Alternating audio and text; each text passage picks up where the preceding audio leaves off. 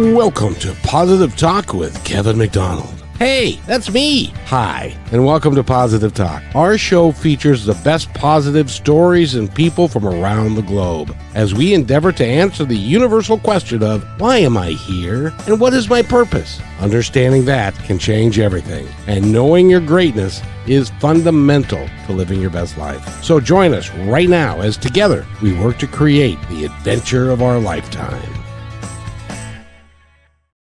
And welcome to the show, everybody.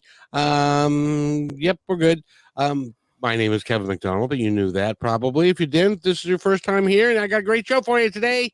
I want to introduce, first of all, I'll introduce my friend and cohort, Holly Berry. She's kind of the one who puts all of this together for me. And so with that, I want her to, and we'll see how her connection is, and she can introduce our guest for today, Holly. My pleasure, my pleasure. If I start to freeze up or anything, just take over for me. On the first and third Monday of every single month, thank you, it is our honor to feature the Passionistas and the Sisterhood, and they bring on a guest from the Sisterhood. And I'm actually really excited about this one because there's a lot of things I don't know about world travel. So take it away, Amy and Nancy. Filling in the blanks, Holly's very excited about this because we have the wonderful Toby Spears, who is the founder of Be Humanitarian. Before we introduce her, if you don't know Nancy and I, we are sisters and the founders of the Passionistas Project, which is an amazing, inclusive sisterhood of women who are supporting each other, following their passions, changing their lives and transforming the world, trying to make it a better place. So one of our longtime Passionistas is Toby Spears. And we met Toby, I don't even know how. 10 years. Yeah, I don't know. Long time. It's another wonderful COVID friendship that we made, and we instantly fell in love with Toby and her mission. So we are going to let her tell you all about Be Humanitarian. Hello. Do you have any questions, or do I just get to go? Well, we'll ask you questions, but why don't you start by just kind of explaining the mission of your organization? Well, thank you so much for this opportunity, sincerely. I'm the founder and director of Be Humanitarian, and I started leading humanitarian tours to this little teeny country called Guatemala about 12 years ago. And really, our mission is to inspire volunteers to become global citizens. We want them to get their hands dirty. We want them to take a hands-on approach in making the world a better place. Beautiful, isn't it? Yeah, yes, indeed, ladies. Go ahead. Yeah.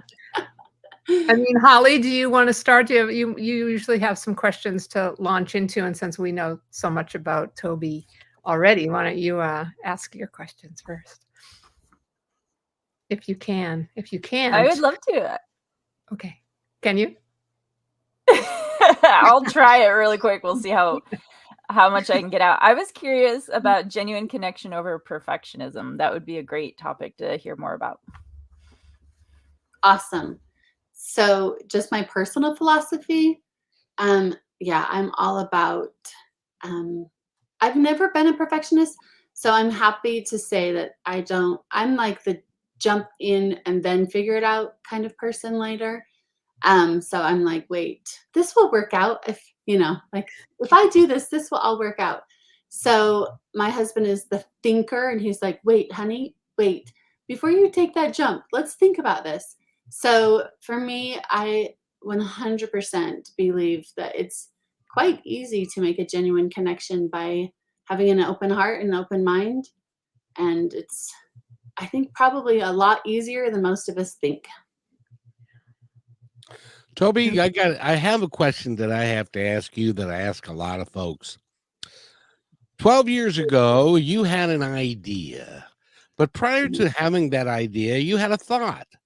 Now, what was your thought that turned into the idea, that turned into the program, that turned into such a cool thing to do for the last 12 years? And what did your family say? Did they say, are you crazy? Or did they buy into it 100%?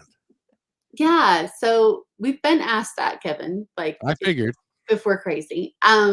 So one of the crazier ideas that I had was driving to Guatemala. So we live about 3,000 miles away up in Utah. So we drove through the states, through Mexico, and into this little teeny country of Guatemala. And so my dad was a little nervous about that. He's like, honey, are you safe? And our girls were young, our girls were 6 and 10 at the time. And so we just loaded them up in their car seats and we just hit the road. I think truthfully, the idea, Kevin, the thought, the whole idea was that we could make the world a better place, that we really could like impact people's lives positively. And that was it. That was the whole goal. Well, and I'll tell you the toughest part of that whole process, how do you keep a 6-year-old busy when you're going 3,000 miles? But we stopped. I mean, that was part of the adventure, right? Like getting there, that was part of the adventure. So we stopped along the way and saw all of the things. And our family, we're old, I'm old. So we always listened to books on CD, and we traveled throughout the whole country listening to books on CD. It was like, it's just the funnest way to keep everyone in the car happy. Was your original destination the town that you go back to now, and how did you end up there? I love that question. No, our original town, the place we first lived, is a city called Chimaltenango.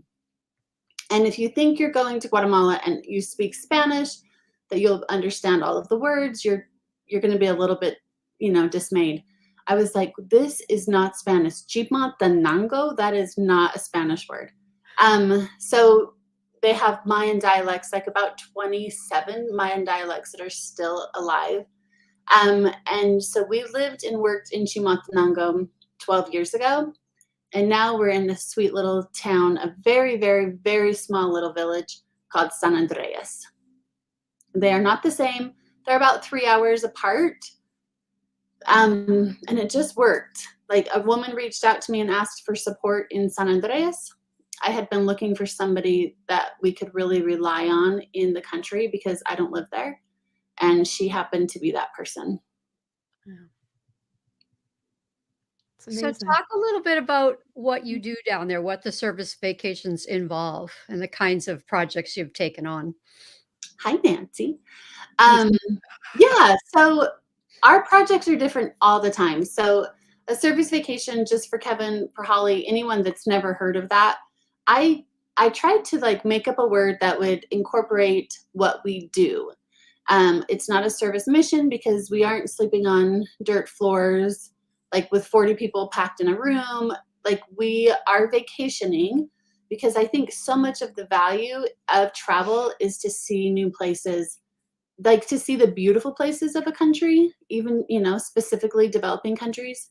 Sometimes coming from one place, you look at it, that place, and you're like, oh, that's all there is, like just this village. But I wanted to show like the lakes and the rivers and the oceans and like the beauty of the whole country.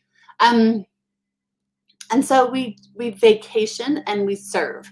We are a nonprofit organization, which means that the entire service vacation can be a tax deductible, tax deduction. So you just talk to your CPA. But we work really hard, and then we play and we experience cultural activities and conservation efforts. So I have tried very hard to like create this perfect little bubble of a well-rounded trip. That sometimes includes baby turtles, right? It does. In the fall, baby turtles we get to release baby turtles back into the ocean as one of our conservation efforts. and it's been so fun. And I'm still hoping that Nancy and Amy, we can create a trip to go to Guatemala. But it's just beautiful work to a turtle and a child fighting malnutrition in Guatemala. Like, it's just beautiful work. They both need energy. They both need support. They both need love. And these turtles, they're called paloma turtles, and they live for like 300 years. I just think it's like magic. So cool. Yes, we definitely are going to plan that Passionistas trip one fall. Awesome. Soon, very soon.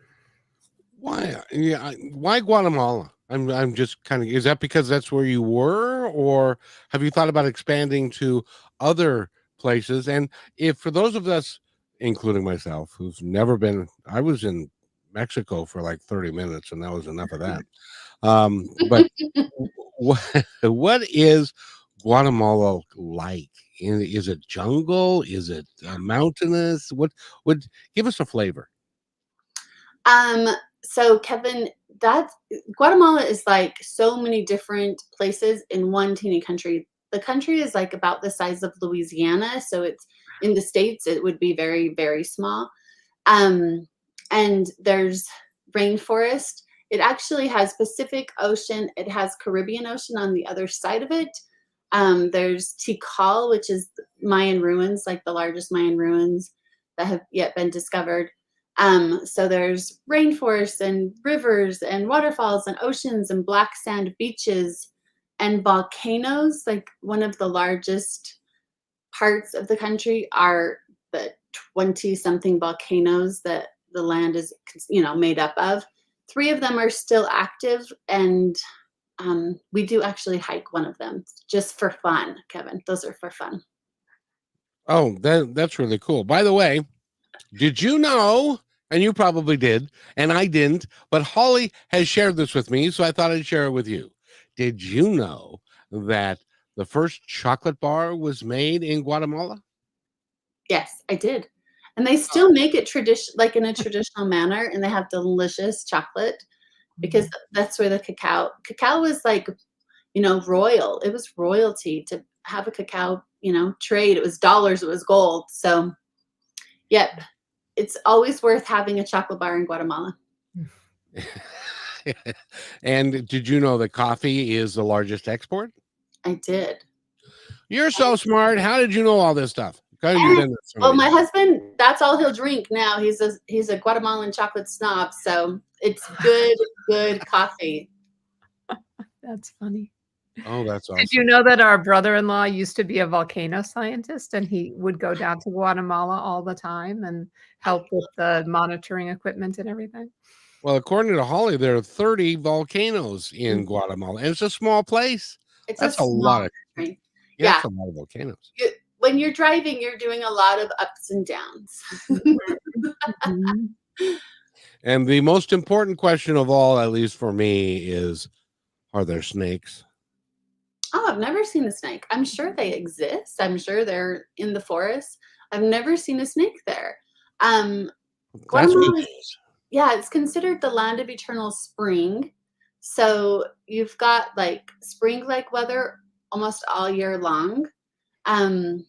So I was just in Mexico a couple weeks ago, and they told us that they had a lot of snakes where we were staying, but it was like hot, and high desert. So I don't know. I have to find out. You asked me a question I don't know, Kevin. There you go. Well, I'm 1 for 4. Toby, what are giving circles? How do those work? Yeah, thanks for that, Holly and Amy. I saw that in the chat. A giving circle, the idea is just like to create more momentum by gathering a group of individuals who want to support like one idea. So if you're, instead of your $30 a month going to one, then you get to speak to your friends and get them involved. So if there's 5 of you and you're all donating, then you get to see like a bigger impact. So the giving circle idea is just finding a nonprofit or a charity that you want to support and getting behind it, getting your friends and your family involved so that you can see and make a bigger impact. It's beautiful. That's really beautiful.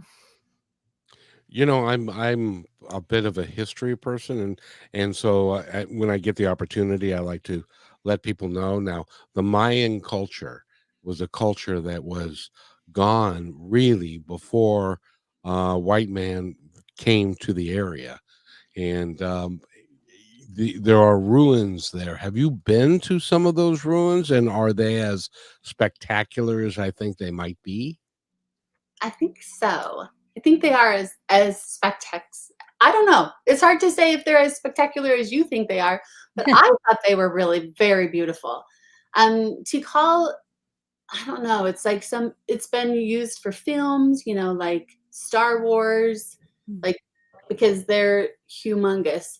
Um, like if you've been to Teotihuacan in Mexico, like with the big pyramids, it's just they're just inspiring and you know, like just eye-opening. You can go for a sunrise tour.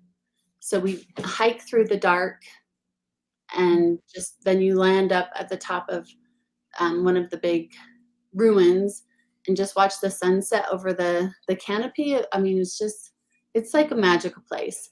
And there's a lot of ruins. The Mayans were there for tens of thousands of years. So it's a really beautiful place. Kevin, what's cool is that the culture isn't dead. The languages aren't dead. Even being a conquered country, they speak Spanish, that's granted, but their native languages are still alive, and a lot of native traditions are still alive. So you can hire like native guides. We've had some fun, like when we bought our piece of land, we had a Mayan shaman or Mayan guide come and bless the land for us, just to, you know, show respect for the history and the culture of the people that were there. So it's really very beautiful that it has retained a lot of their history. That's pretty amazing Yeah. because there is so much about because you know things grow over pretty quickly, Mhm. but there's so much about um, indigenous populations of South America, Central America, and even Mexico that we just don't know about. I'm hoping we can learn more about that. But it sounds like a tremendous adventure. It sounds like you guys have a really good time while you're there too. We have a great time and we eat super good food. Like we walk a lot, you know, like you won't ever eat something from a can or from a box. Everything is fresh. Guatemala produces an enormous amount of food, like something like 80% of the food that Central America eats. Like it's an enormous amount of food. And so fresh produce, fresh fruit all the time. And we sleep in comfortable beds. We're not on, you know, we're not on dirt floors. That's for sure. Wow, that's good news. So for somebody who hears the word service vacation and thinks, oh, is it going to be hard work? What am I going to have to do? Like, what kinds of projects do they work on when they're there? Yeah, thanks. We volunteer and it just changes. So we've been able to do a lot of like my big goal is offering love and hope because that's something that all of us can do. And so we work in the schools, we volunteer in our families' homes. Projects that we've done that really change a family's life in like an afternoon is installing and donating a wood burning stove to them, along with a water filter. Just things that we take for granted. You know, you go on and you turn on your oven and it just magically is there. A lot of Guatemala, their meals are still prepared over wood. And so they need to go out and collect the wood, bring it back, start a fire, prepare their meal. And then you've got an open flame inside a kitchen or inside a home, which is not ideal for lung disease or asthma. So what a wood burning stove offers is like a vented outside. So it's a wood burning stove. It uses a third of the less wood. So it's a lot better for Mother Nature and for the forests. And then it's safer for everyone inside the home or the kitchen area to breathe.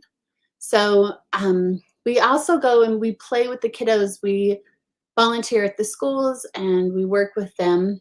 And then we do conservation efforts and help with stray dogs and getting them sterilized just like we donate books and we've built libraries and all of the things that just that will make a bigger impact in their lives. Amazing. I did have a question in regard. Or, go ahead. Go No, ahead. no, you go. You go. I want to hear your question. I was kind of curious about the government and the type of government that they have there, and the people that are. I assume it's a peaceful place if you're going there. That it is a good place to be, because there's so much that is going on with undocumented immigrations to the United States from different countries that are not doing well. I assume Guatemala is doing okay. Would that be a good assumption? I think it would be. It's a tricky question, Kevin. It depends on who you are and where you are located, right? The truth is there's a lack of jobs and a devastating lack of opportunity. So a lot of our families don't have jobs, and it's not because they're lazy, and it's not because they're not trying. It's simply the fact that they don't exist. Like a paying job just doesn't exist. So it's very, very interesting because it's like a requirement to be an entrepreneur. If you're living in a very small town, like, you start a small little store inside your home, you make tortillas, you do something that will bring in a small income, but it's never enough to be like a life-changing substantial amount. One of our moms, as a tortilla maker, she makes $80 a month. And, she works really hard, and it's just the way it is. So there is a reason that people come here. There's a reason that people come here undocumented. And it's not an easy answer, that's for sure. If I could make just a real quick statement, because, $20 a week is hard to live on. I don't care where you are. But if we as a country, the United States, having so much, if we could help other countries, developing countries in South and Central America, do a little bit better and provide more opportunities there, then they wouldn't want to necessarily come here. And so that might be something that we might want to consider. If anybody knows anybody that's important in our country, maybe we want to consider that. But what do you think about that idea? You said it exactly how I say it. So, and I know it's like a tricky topic. Lots of people don't like to discuss it. In my personal opinion, is that it's better for us to build bridges instead of walls. So, I mean, just like giving, we have so much. What you said is so true. We have so much. And so if you can lift somebody else up and give them the opportunity, these people, if they are leaving their country, it also means that they're leaving their families, they're leaving their children, they're leaving their spouses, they're leaving everything they know to come here. And it's for opportunity, it's for food, it's for, it's for sending money back home.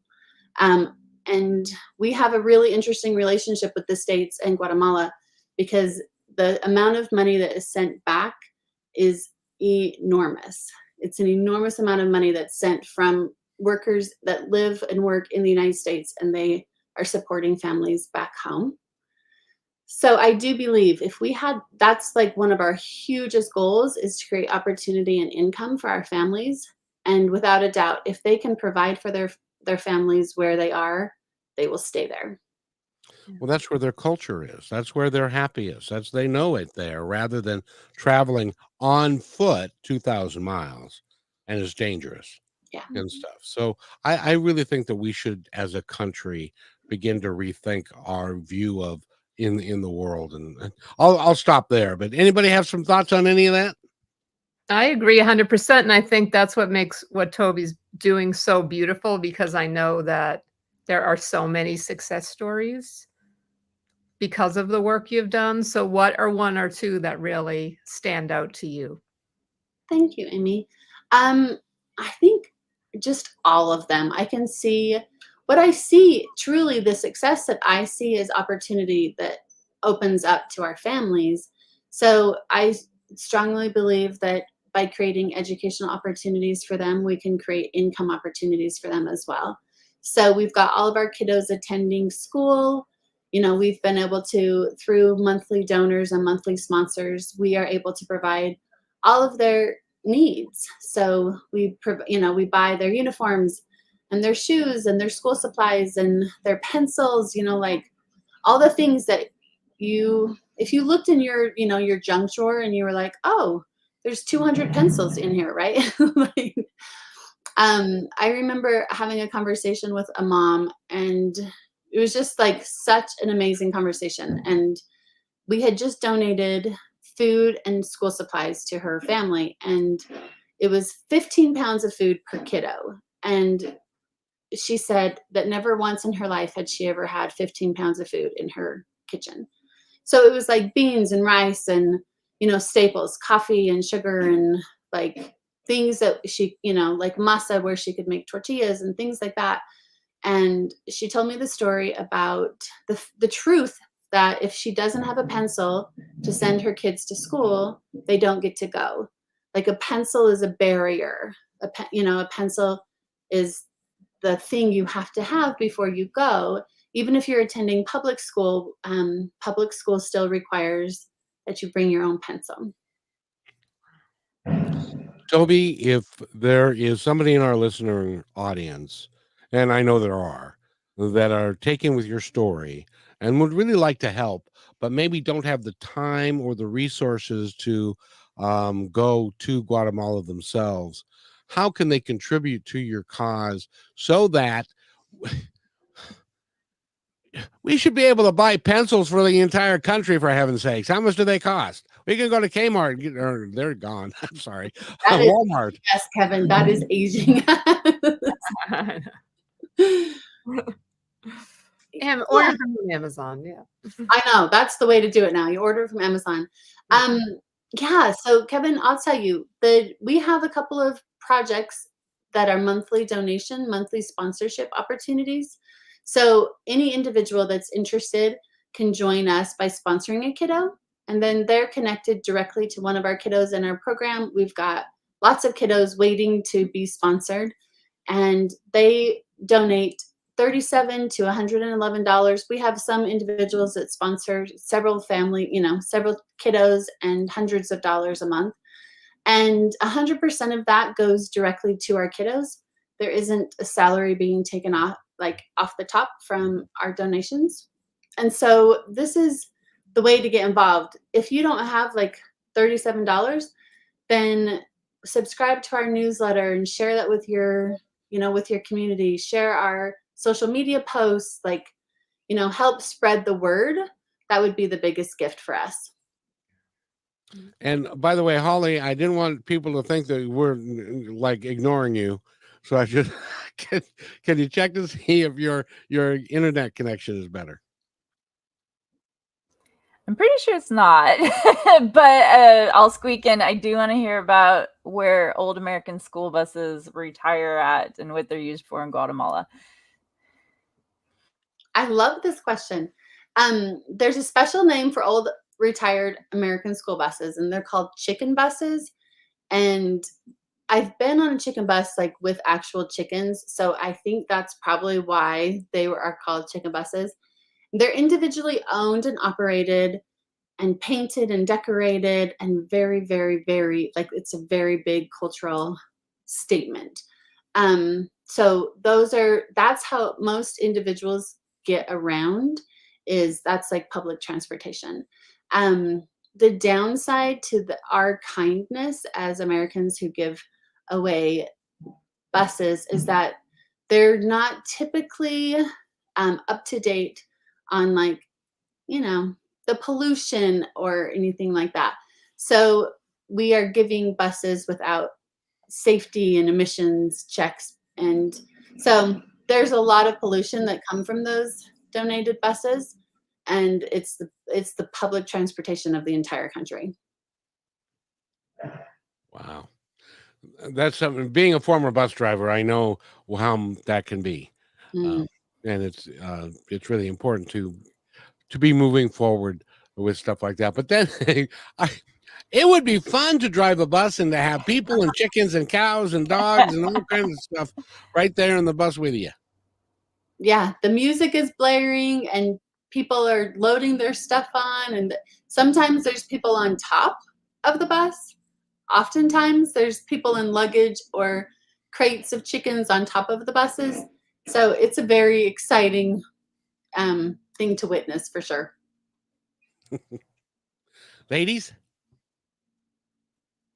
I have a two-part question about generational giving here. How did you become the beautiful, wonderful, giving person that you are? And I know you've passed it on to your daughters because you said they come with you on the trips, but now that they're older, if my math's right, they're 18 and 22 now, roughly. So are they continuing to go to Guatemala with you, and what kinds of things are they doing with their life?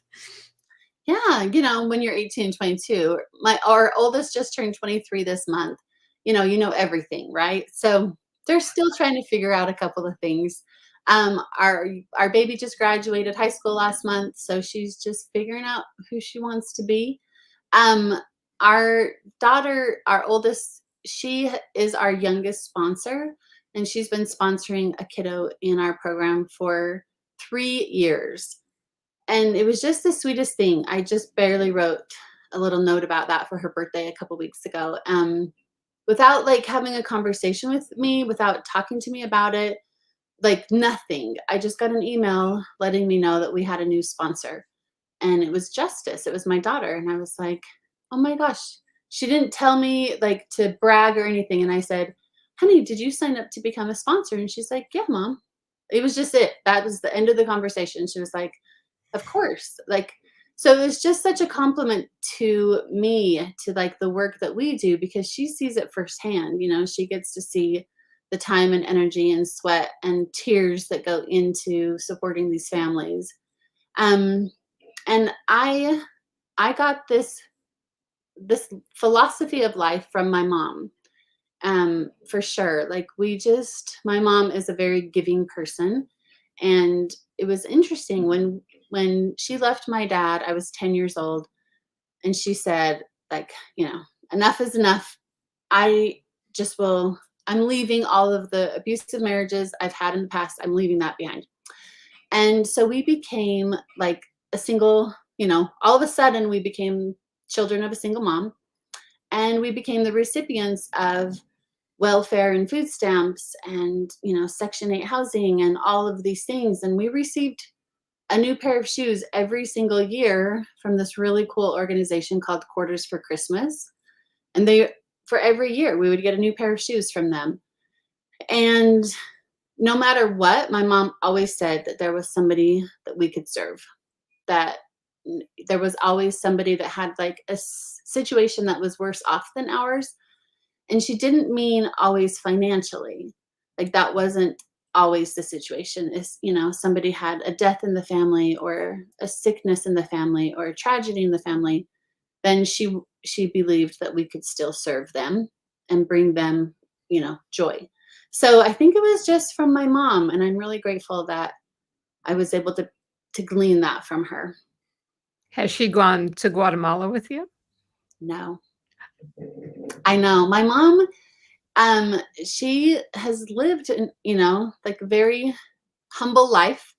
And she's never had that type of money to travel. And it's a dream of mine to have her come. She has sponsored one of our kiddos since the day we became, since the day we started advertising for sponsors. My mom makes about $1,000 a month from her, like Social Security, and so she is definitely not a well-off person. So she's an example. Lots of people are like, oh, I don't have the money to donate. I'm like, ooh, that's hard for you to argue with me, because if my mom can sponsor, she makes $12,000 a year, then I'm pretty sure anybody can. So I'm hoping she can come. She's 75 years old, and I'm still hoping she can come. Let's get her on the Passionistas trip. Yes, for sure. That's our goal. And by the way, I'm sure whether or not they say it now, because when you're 18 and 23, you're right. You know a lot of stuff that you don't really know yet. They're very proud of you. Mm. Thanks, Kevin. Without a doubt. Very proud of them. And your mom, and I would not be a bit surprised if it goes into the third generation. The givingness and the openness with which you operate. It's really great. And Amy and Nancy, you bring us some of the coolest people on the planet. You know Right? that? We know the coolest people, Kevin. You do. You do.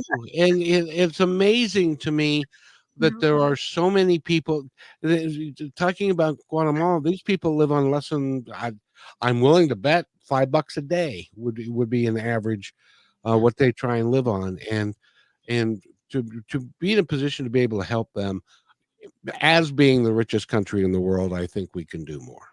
Yep.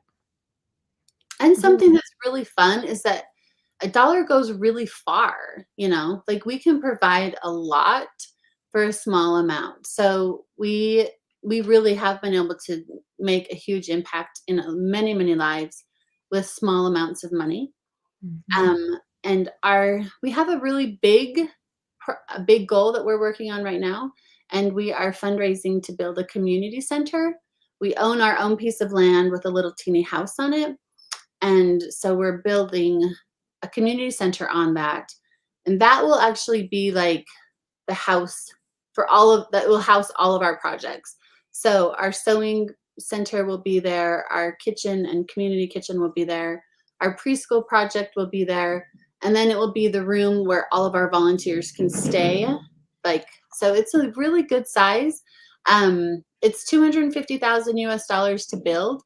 And as a grassroots nonprofit, that sounds like a lot of money, but I'm like, we can do it. We can absolutely do it. Definitely. How much time do you spend down there now? I get to go down 3 to 4 times a year. So I've spent months and months and months living down there. And, not to gloss it over. I mean, developing country life is hard. It's hard work. Just like the basics that we just take for granted, walking into the kitchen and turning on the sink and, or brushing your teeth with clean water or showering with warm water, all of these things. It's just such a good experience for me personally to just be to find my gratitude, to find my appreciation, to renew that every time. Mm-hmm. Yeah. I think it would be really good for a lot of us who live in the United States to go visit other countries. One of my fellow bus drivers came from Kenya.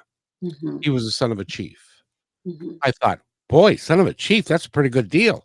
And he said, yeah, the women walk 6 miles a day to get water. Yeah. And so we don't understand what poverty is. Mm-hmm. But you know what? A lot of people that I talk to, Toby, they tell me that even though a lot of people do not have money, that they're happy. Mm-hmm. That they enjoy each other, they have a good family, they've got a roof over their head. And is it like that in Guatemala? Do people have this inner joy about them?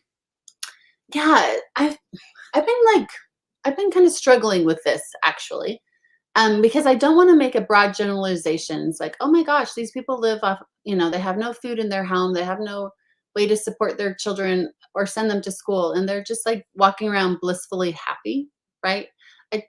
I don't want to go there, but they have a deep and beautiful sense of community, and they support each other, and it's this is a community where many people don't own a car. None of our families own a car. And so you walk to the market, you are in the streets, and that's the chit chat time and the how are you doing in the catch-up time. So it's like this beautiful sense of community that I do not see here in this country. Like where you can live next to somebody for 12 years and not know who they are, right? Like, or not know who the person a couple doors down from you is. So I do deeply love like the sense of community. And I don't know, I'm still going to work on they're all happy. There is happiness there, and there is true struggle. Well, just a quick story to follow up on the gentleman from Kenya. He was telling me that the husbands felt badly that their wives had to go get water every day, so they decided to go with them. And the wife said, "No, that's our time. That's when we get the chance to be together and to talk about you guys and stuff. And we don't want you around. Sorry." Yeah, we need our water time. Yeah, water No matter where we're from. So everybody's got a cultural thing that works for them because that it's inbred and they've been doing it for generations. But it would be nice if we could make life a little bit better so that they could have a little bit better of a life and can contribute more to other people as well. Right. Yeah. So congratulations on what you're doing. I'll bet you're very proud of yourself, aren't you? You know, I actually don't think a lot about it, but I'm really proud of the work. Yeah, I'm really proud of what we've been able to accomplish. More than anything, I love our kiddos. Like, I got this message, just this sweet message on Mother's Day from a gentleman in Guatemala who I know, and he said, Happy Mother's Day to the mother of many. And I was like, oh my gosh, like, you know, I had 2 girls, like I had 2 children. That's all I ever wanted to have. But I love these children and their families, and we grieve together and we laugh together. And we, you know, like I feel a deep sense of responsibility for them. And so that's what keeps me going is just And that. Toby, I know that you're humble, but I want you to think about this for a moment. Mm-hmm. If it wasn't for you, this wouldn't exist. I've never ever thought of that. That's why I'm here. I think it's stuff like that for you. Awesome. That's why Kevin is awesome. Yeah. Mm-hmm. Yeah. So those are the things I strive to do all the time is income opportunities. Like if there's businesses that are like, you know what, I'd like this little thing made and we can have it made in Guatemala. Like, you know, or I'd like this little product created and we can create it in Guatemala. Like those are the kinds of people that I'm always looking for. So if there's somebody that's listening here, like if you have an idea, like a business idea or an income opportunity for our families, we have a great group of hardworking people that are just looking for an opportunity. And how do they reach you? I'd love to know more about what kind of products. Yeah. Yeah, Holly, I'll get back to you, Kevin. So I'll be here. Yeah. Something that I've been told that, you know, like a lot of companies are it's called like onshoring, that they're not interested in doing like the long-term, like made in China kind of thing. So if there's like something that they're making, like they have a company and they need seamstresses or they need, you know, like something that we can create, something like that is made with hand, you know, like something that they're making with their hands or sewing. We've got a whole sewing center that we've built for our moms to have, you know, another income opportunity. I don't know why, but I have been thinking really long and hard about growing saffron. I'm open to all ideas. Like saffron's the world's most expensive food. And I'm like, okay, so if we can grow saffron and, you know, like we could actually raise this entire village with income. So I'm open to it all, Holly. Yes, Amy put in the chat, Holly's the queen of plants and flowers. I have a little flower shop and I'd be more than happy to talk outside of the show and see if there's anything we could do to put it in our shop to help your producers have jobs. That is awesome. I love that. That's so beautiful. Thank you. And I would also like to thank the Passionistas Project for bringing Toby to us today. And you do so much. It is so cool to be around people that are doing something that if you didn't do it, ladies, you are the same boat as Toby. If you didn't do this, the Passionistas Project would not exist. The sisterhood would not exist. And it has meaning. And my point there being, the three of you do walk on water. I get that. But my point being that everybody can do something but you just gotta begin. If you've got something that's in your heart to do, you're passionate about, just start it and do it. And you don't know where it's going to end up, and it could end up being a really big deal and help many people survive this world in a much better way. Okay, I'll shut up now.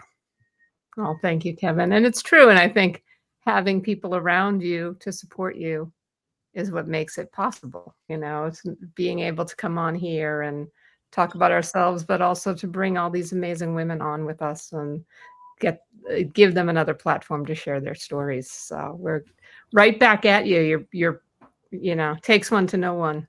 Yeah. Thank you all. Let's talk about the system. If people want to meet Toby, meet Amy, meet Nancy, and be able to, did any of that make it out? The sisterhood. And meet Holly. I think you're asking about the sisterhood. Yeah, our sisterhood is full of amazing women just like Toby, and who support each other and who want to help make the world a better place. So if people want to come join the sisterhood, we are always welcoming more women into our circle. And you can find us at the passionistasproject.com/positive talk. And there's a free membership, but if you use the code that's on the page there, you can get a discount on the premium service. And we just, you meet more and more inspiring women like Toby every single day. It's a beautiful, amazing community that we are proud of. We're very proud of it. Yeah, it's been kind of a rough week in the world, and every day, this past 5 days, every day we go on and it's like, ooh, new people, and ooh, look at them connecting, and ooh, what's she doing? Ooh, I don't know her. What's she up to? So we're experiencing right along with everybody else, and it's exciting and fun, and we're blown away by the amazing women like Toby and Holly, who are part of the sisterhood and supporting each other, and just it's not like being on social media where people are catty or they're sniping at each other. It's very, very supportive and loving, and it's just a beautiful, beautiful space to be in every day. Mm-hmm. It's a completely different deal. Completely. You guys are out to take care and to help each other versus social media, which is a little snarky at times. Mm-hmm. Yep. Yep. And Toby, I hesitate to ask this, but I'm going to ask it anyway. There's a man in your life, I think. Yes, is your husband still with you? Oh yeah, 27 years. Then thank goodness. You never know how that question's going to go if you don't know the answer to it already. Right. But so I would like to give him a shout out Oh my for gosh. being a great support to you and the program, because it takes a village, and he's there to help you and as well. So tell him thank you for me. I will. I tell him thanks a lot, but I would love to thank him from you, Kevin. Yeah, he's my right hand. Absolutely none of this would be possible without Darren. So he hears all of it. He gets to, I show him all the things before bed, and as soon as we wake up, I'm like, these are the things I'm thinking of. So thanks, Kevin. Yeah, he's a great guy. Sometimes I imagine he runs out of the room because he doesn't know what's coming next. Yeah.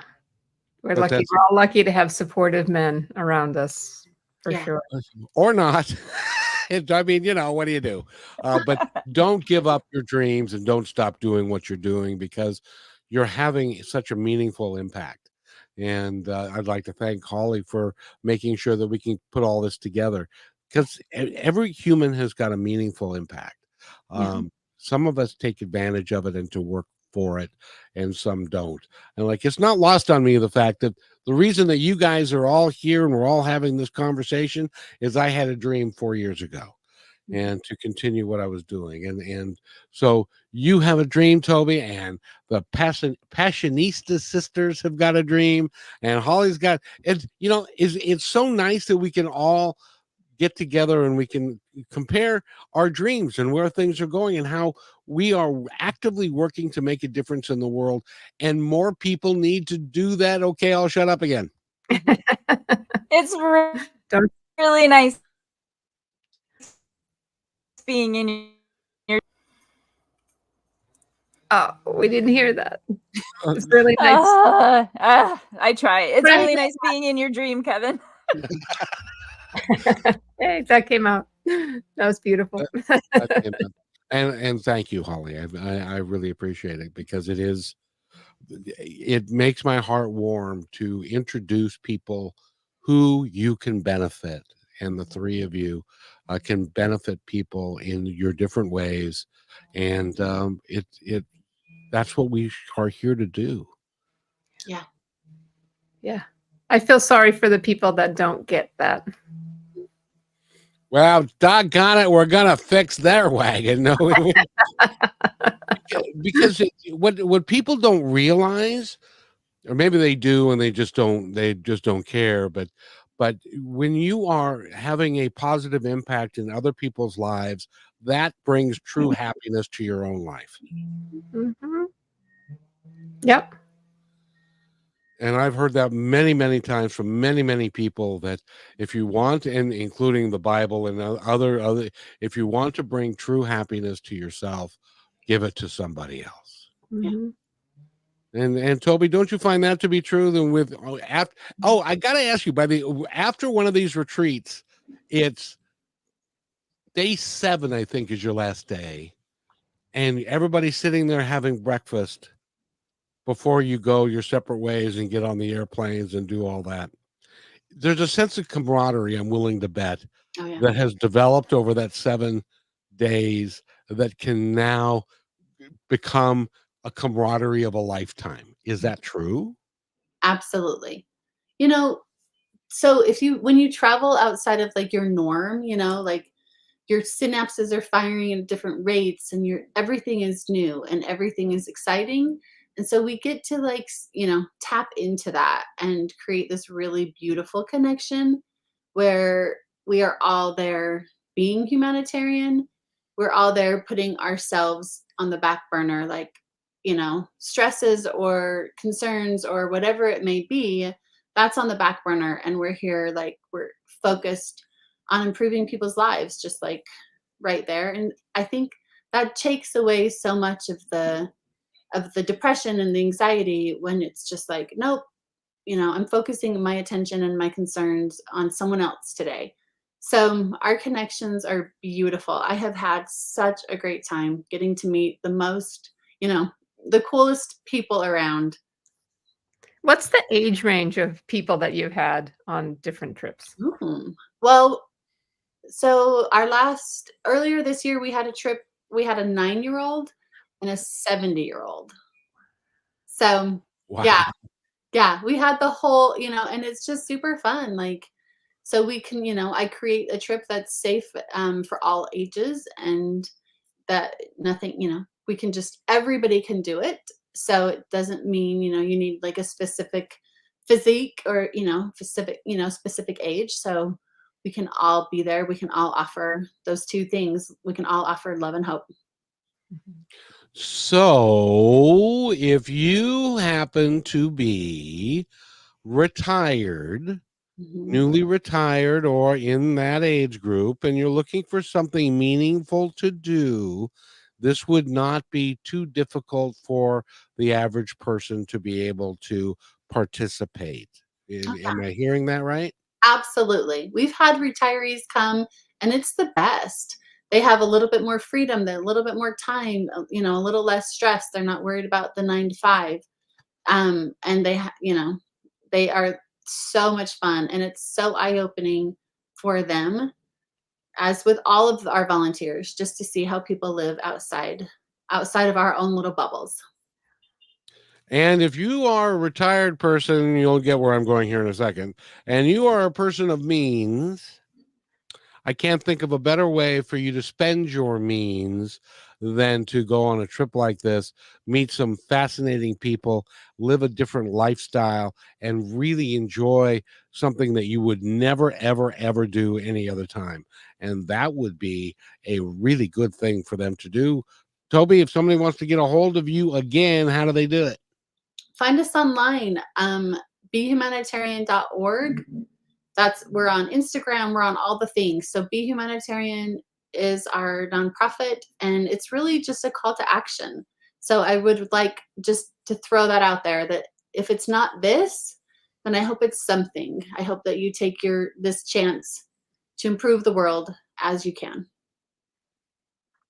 And I'd like to thank you for being here, Amy and Nancy. And what we do now is we've got just a couple of moments of the show. How do you guys want to do it this time? Do you want to do it clockwise, counterclockwise? I don't know how. Clockwise is good.